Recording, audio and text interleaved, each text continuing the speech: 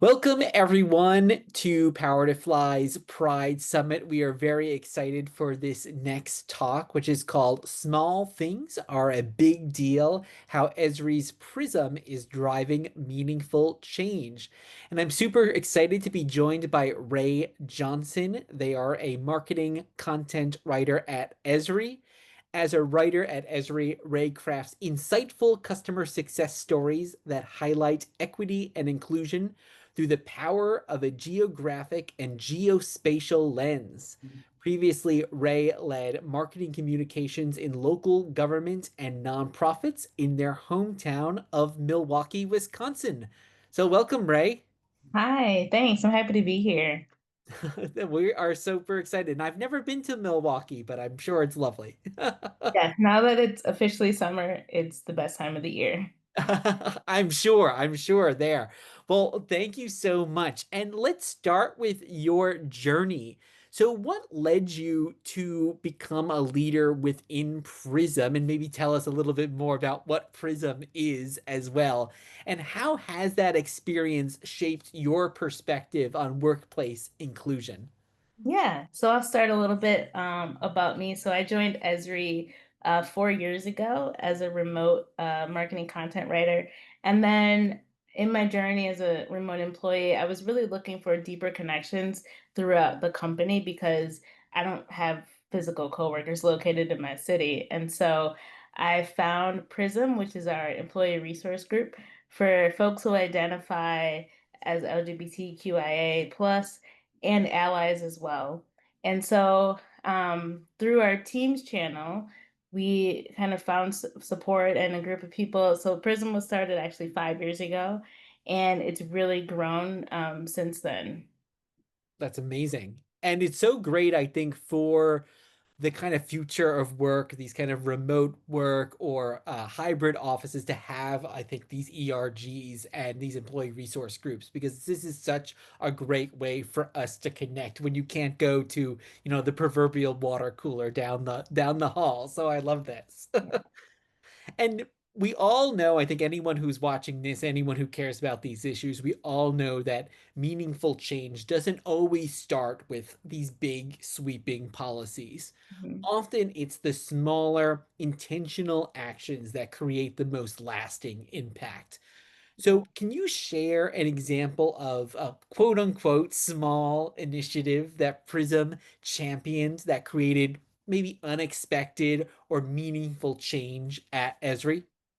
Yeah. So I think one thing we did was we have a big conference every year called UC. And at that conference, we decided that we wanted folks to be able to just identify however they wanted to identify. And so we asked our HR partners to get name pronoun stickers for our badges.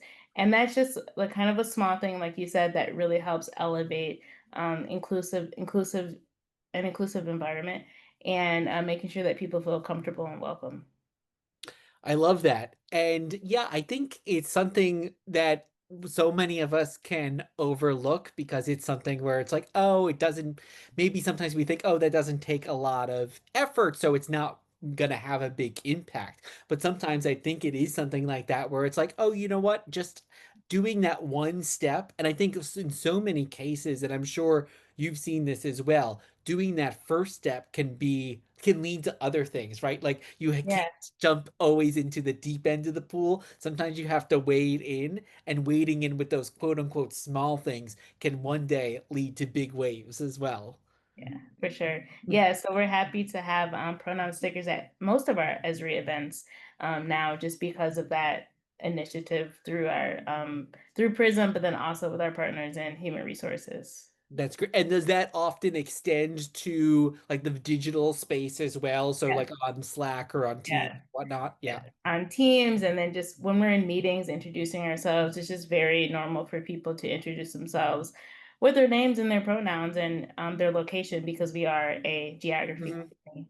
I love that. And I think it's one of those things where it might take a little while if you're not used to it to get used to it, but once you are, it just becomes second nature, really.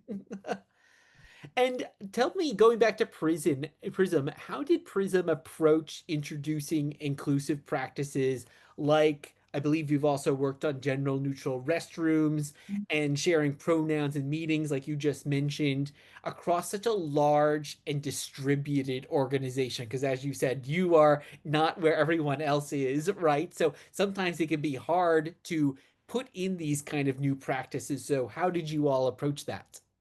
Well, we really just kind of worked with HR to do that.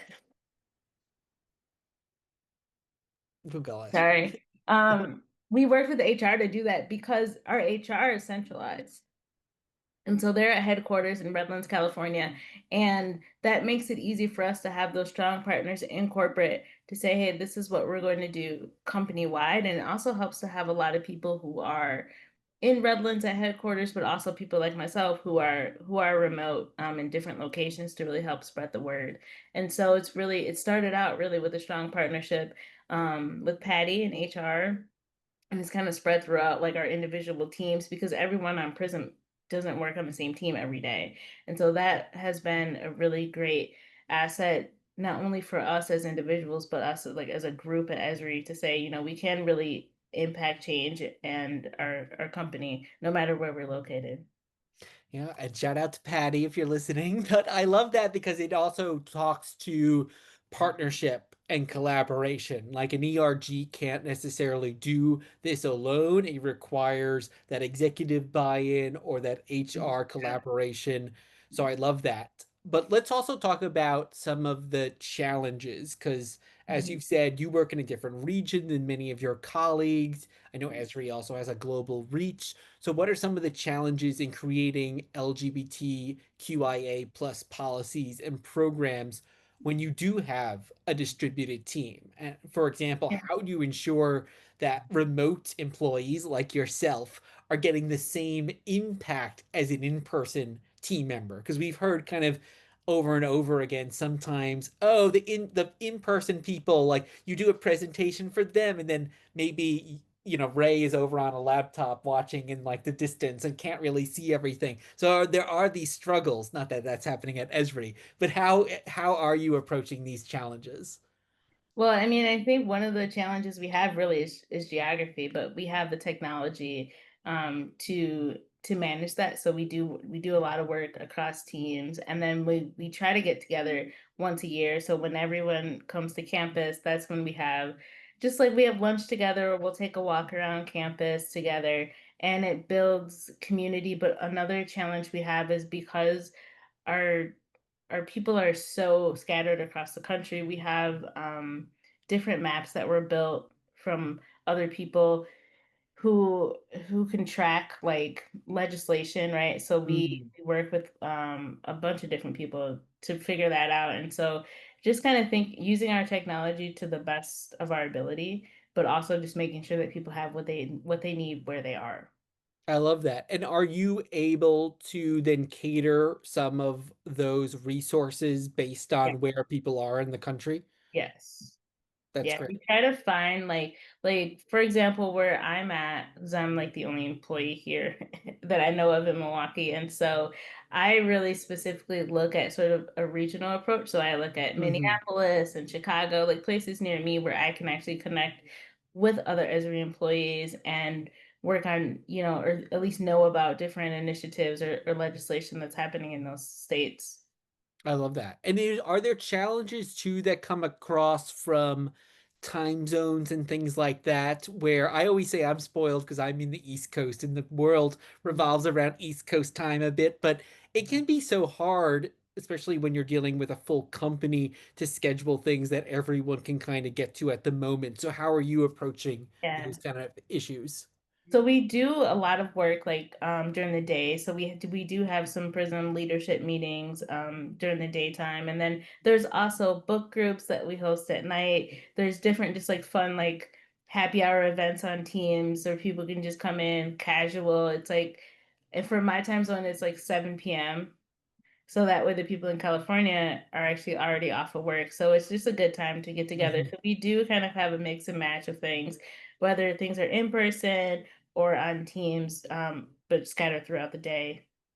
That's great. And I think that's good advice even if people are less scattered as you all are, because I think it is, just keeping in mind other people's flexibility. A lot of these ERG meetings can often happen at the end of the day, but people have to pick up their kids and do this and do that. So I think I like the idea of integrating a lot of it into the workday when you can, because I think that also speaks to the flexibility and the inclusiveness that a lot of people are seeking. Because I think sometimes it would Yeah. probably be a hurdle to say, oh, I gotta join this ERG like and stay like after, and I've got all this other stuff going on, right? But when you're making it part of the day, it feels like just another thing to do.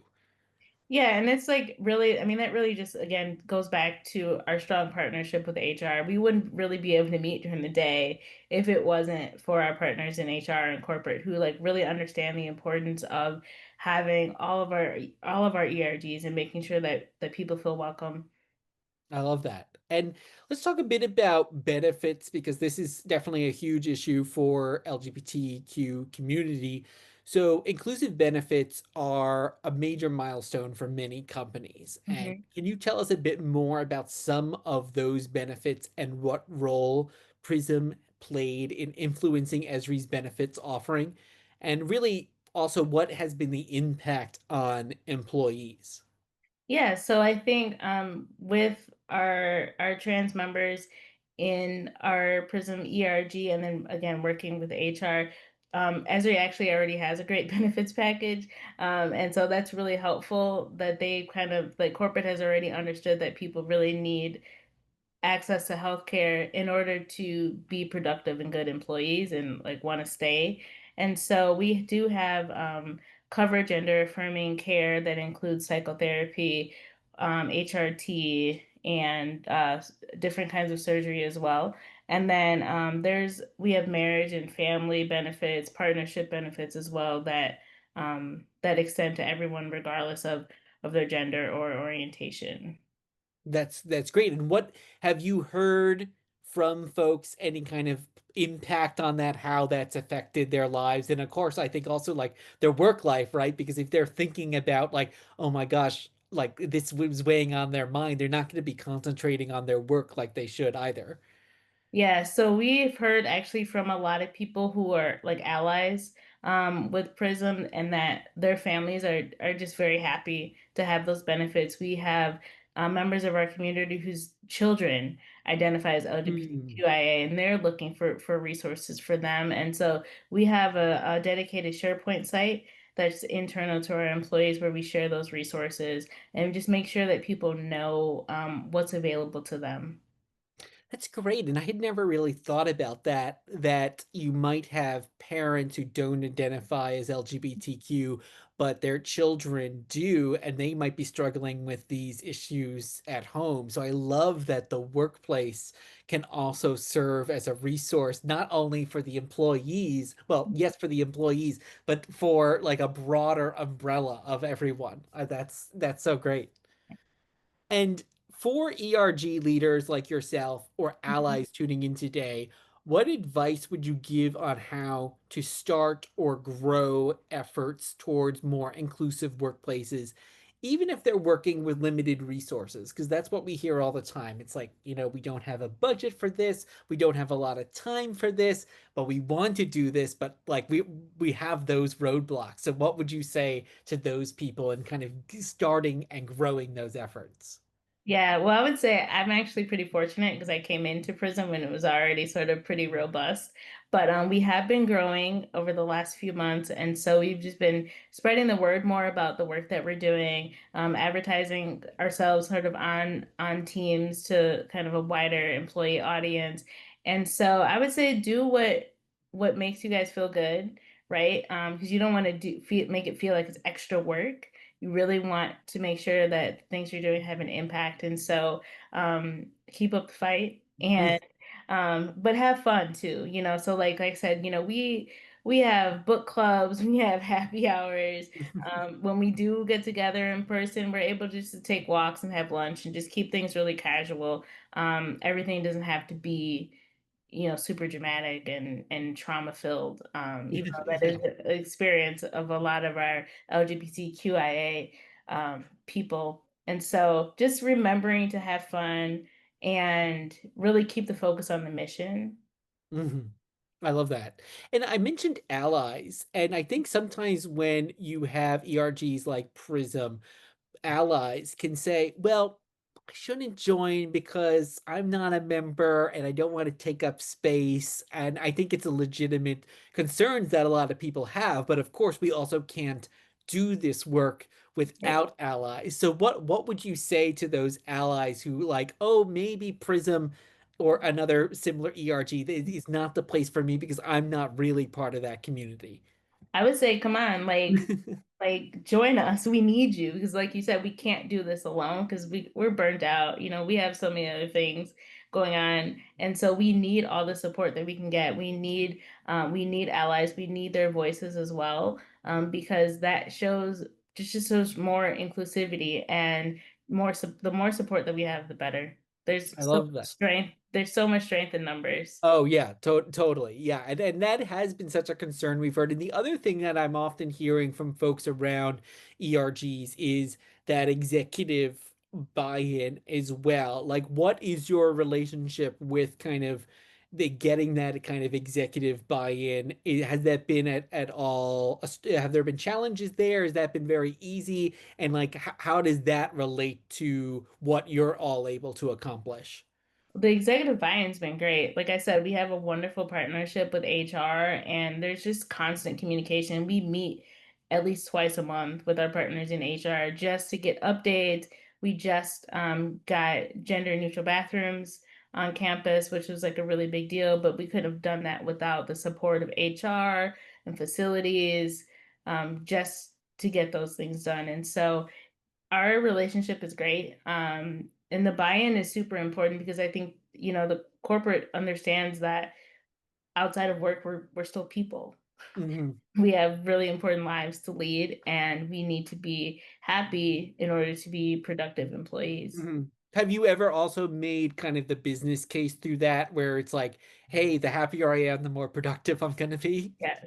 Yeah, absolutely. And also just having a resource like Power to Fly, right? And just thinking about recruitment and like this is the way of the world. Like people want to step into a company that has inclusive forms when they're even applying for jobs, right? And so just thinking about those fields, yes, people have legal names, but also they have preferred names. And Hmm. you can make that as a section, right, on your form, on your application. And so just even things like that, just starting from the very beginning, and making sure that people feel welcome is critical. Well, it goes back to the title of this, where it's about the small things sometimes. So even for me, like I'm a Robert, but I can put Rob down. It's like just starting from the beginning. I like that what you said there because often, or really almost always, the first thing someone's going to learn about the company is through that application Right. process. And what are the questions that are there? And what I always say to people who are applying, where it's like, it's a two-way street. If the questions on that form are not for your values or your culture, like that might not be the company for you either. Like, so it does work both ways. And I love like kind of starting there. And I think it's good for every company to just do maybe every 6 months, let's just do an audit of are we are we staying up where we want to be? But you did say, that it's easy to be burnt out. I think we all can experience that even when we're not leading an ERG.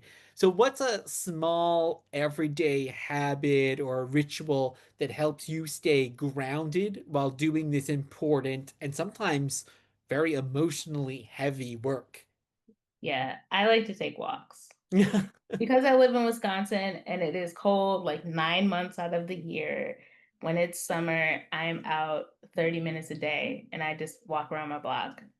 And I can listen to a podcast or I can not listen to anything at all and just focus on the change, the scenery, and it's wonderful. So yeah, definitely getting outside is so important and it also helps me like stay fit sort of and Mhm. focused.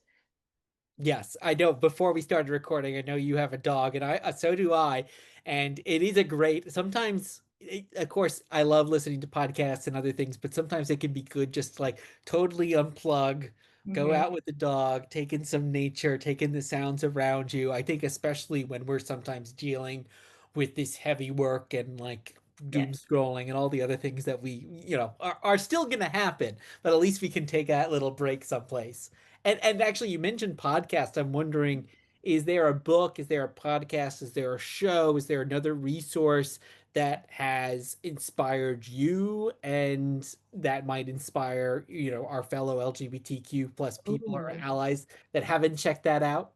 That's a really good question. I'm not a movie person or a TV person, but I do read a lot of books. So I'm currently reading All This Could Be Different by Sarah Thankman Matthews. And it is actually a book set in my hometown of Milwaukee, Wisconsin. Ah, And the main character is a queer person who's like going through like a young career professional, like going through, early relationships, things about work and corporation and love. And she's trying to find herself in this new city that she's come to after graduating from college. So I love that. that's Is it going to something to be check part out. of a Prism book club maybe at some Maybe, point? maybe. Yeah.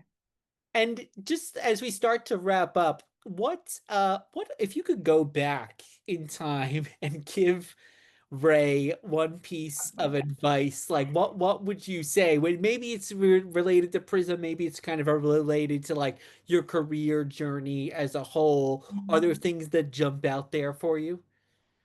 Oh, that's another great question. I would say if I give myself advice, like career advice, I would say really look at the beginning of a company. Like Mm, go back, like do your research, talk to people who worked there if you can, look at LinkedIn as much as possible, and really, yeah, think about if that's the right fit for you. And then, oh gosh, I don't know. Yeah, I think that would be it. Just no, that's great. do a lot of Well, research. yeah, what I always say too is that, if it's not the right fit for you, you're gonna wind up leaving early, and the company's not going to like that. It's not going to be a good fit for anyone then, because then you're not staying at the company. They're going to have to start the search all over. You're going to have to start your search all over. So I think that's such great advice, which is like, if you do the research up from the start and you Mhm. can find, is this the fit for me, then you can know that it's going to be a good fit. And Yeah. yeah, and that's why a good point to throw out here too is that anyone who's interested in Esri, who's really enjoyed hearing what Rae has had to say, Esri has a page on Power to Fly where lots of great previous conversations are posted, blog posts. You can read all about a lot of the benefits there, and then you can also apply directly to open roles at Esri. So if anyone is enjoying this conversation, just go to companies on Power to Fly, type in Esri, you'll see all the information right there. You can start applying. But kind of as we begin to really actually wrap up at Rae, is there one thing that you especially kind of love about working at Esri, whether it's Prism specific or kind of as a bigger Yeah. whole? Like, what makes you want to get up every day and kind of continue the journey as a writer, as a content creator at Esri? Yeah, I love working at Esri. One of the things I love about it is they really live their values. Hmm. We are first a geography company and we focus on the power of where. We focus on understanding, where, how, and why things happen. And for me, that's just super important. And so I am fueled by our mission. I'm fueled by our customers who are every day innovating and using geospatial technology in the most amazing ways that I've never even really thought about before. And so that's what keeps me going. And also just like the people, Esri has some of the smartest people I've ever met. And they're also very helpful. That's one thing I will never forget from my onboarding, which was 4 years ago, is that everybody I went to with a question, they didn't think that I had a dumb question or it was stupid or they didn't have time for me. It was, nope, how can we help you? Like, I'm here, I want to help you. And so, like, everybody was super kind and very helpful. And that's still true to this day. I love that. Well, like the application process, I think the onboarding process is the Yes. other thing that you can tell. And I'm sure a lot of people have been in that situation where like, I'm gonna be super excited, and then the onboarding starts and you go like, oh my gosh, what have I gotten myself into? So it's great to hear like that is 100% not what's happening at Esri. And I love this. So thank you so much for sharing all these thoughts. I think this is so great that we can kind of all walk away because it's hard. You're looking through social media, you're reading the news, and it's like, what possibly could I do to make this world a better place for us LGBTQ people? And I love the idea of kind of going back to, yes, there are these small things. There are, getting the name tags ready. There are having these meetings, whether it's a book club, like taking that first step. So I think this is great advice for anyone who's looking to take their employee resource group to the next level or start one at their own company. And of course, for folks who might want to learn more about what Esri has to offer. So feel be sure to check out their page on Power to Fly, where you can find out a lot more of that information. But Rae, thank you so much for this wonderful conversation today. Thank you. I enjoyed it. Thanks.